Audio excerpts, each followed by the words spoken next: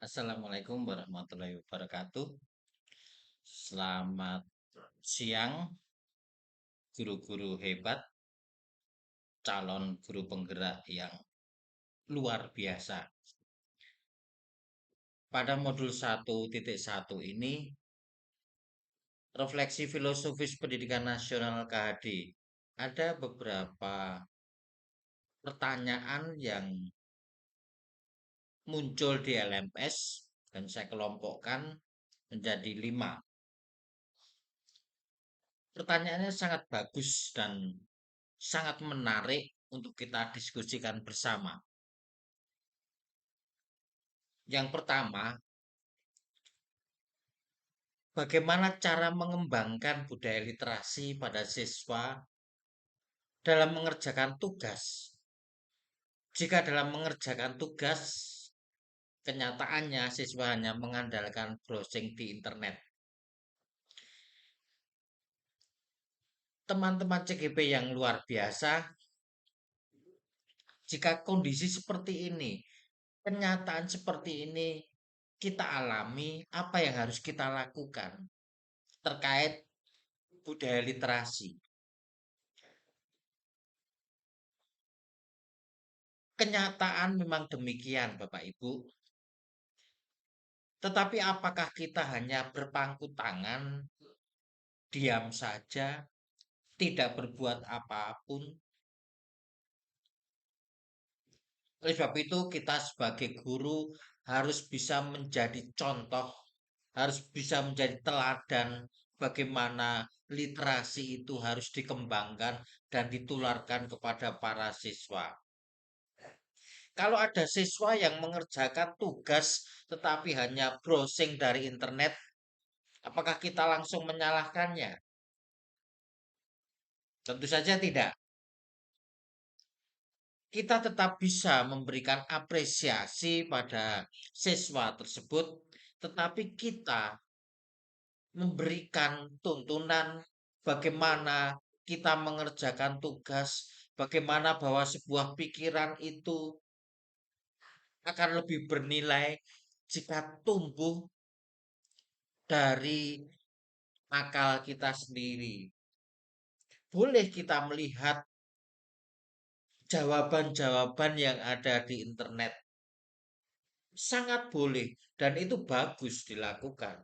Tapi dari jawaban-jawaban tersebut kita berikan arahan pada siswa bagaimana memformulasikan, merangkum, membuat satu elaborasi atas jawaban-jawaban yang muncul di internet sehingga menjadi jawaban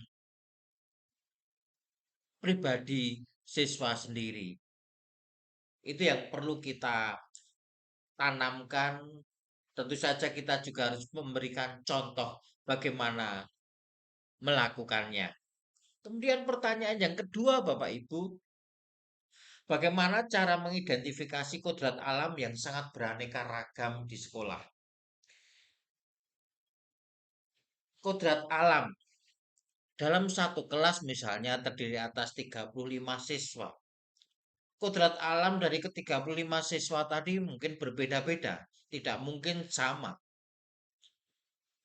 Ada yang tinggal di pedesaan, ada yang tinggal di perkotaan, ada yang tinggal di pinggiran perkotaan,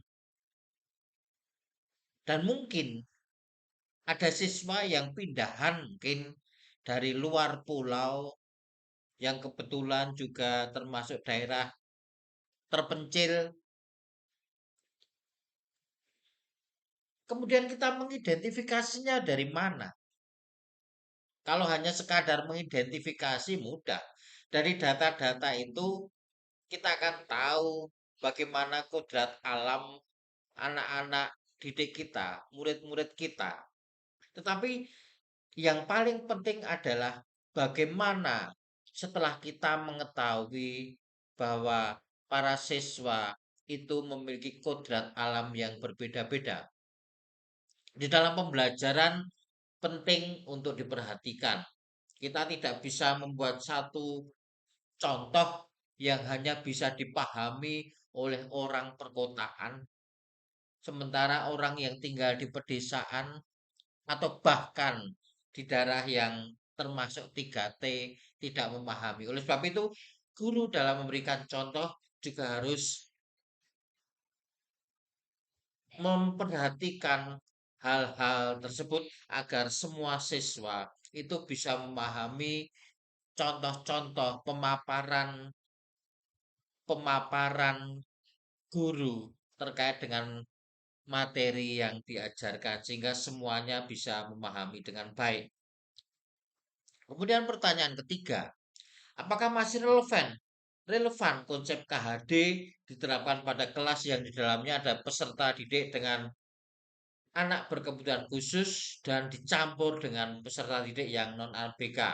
Ini istilahnya adalah kelas inklusi. Pertanyaannya di sini,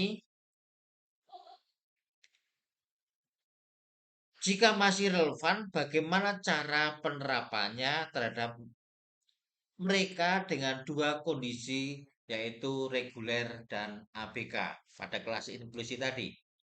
Tentu saja masih sangat relevan. Pembelajaran itu harus berlaku untuk semuanya, tidak memandang bahwa anak tersebut anak berkebutuhan khusus atau anak yang eh, tidak mengalami keterbatasan.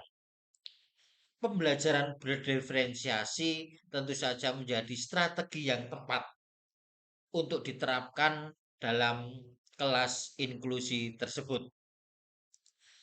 Berikutnya yang keempat, menghambakan dan berpusat pada siswa adalah tujuan yang sangat mulia. Karena saya sadar anak merupakan kodrat yang kita bimbing agar kelak menjadi anak yang berguna, dapat mengembangkan budaya dan potensi dirinya sendiri. Pertanyaannya,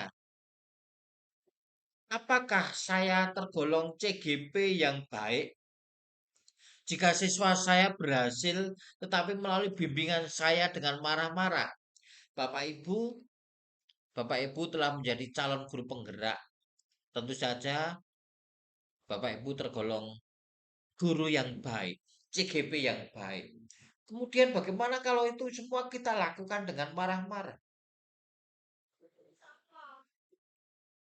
Apakah itu juga masih perlu kita toleransi?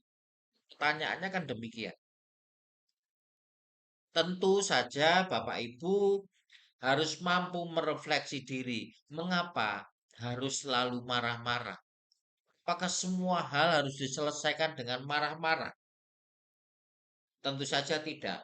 Kita memiliki banyak pendekatan supaya anak bisa berhasil. Marah-marah tentu saja bukan solusi yang terbaik, tetapi Bapak, Ibu tetap tergolong CGP yang baik. Dan pertanyaan terakhir, bagaimana perwujudan menuntun yang saya lihat dalam konteks sosial budaya daerah saya? Apakah sudah selaras dengan pemikiran KHD sebab ada kearifan lokal yang kadang bertentangan dengan nilai agama yang dimaksud istilah syirik seperti pemberian sesaji untuk pohon dan lain-lain. Di desa, pemberian sesaji itu masih banyak. Termasuk di desa saya juga masih ada, misalnya membawa makanan atau kenduri itu dalam sebakul kecil, kemudian dibawa ke sawah dan di sana dipersembahkan untuk Dewi Sri, Dewi Kesuburan, Dewi eh, yang melindungi tanaman-tanaman. Apakah seperti itu termasuk syirik atau itu budaya? Kita melihatnya jangan jangan dari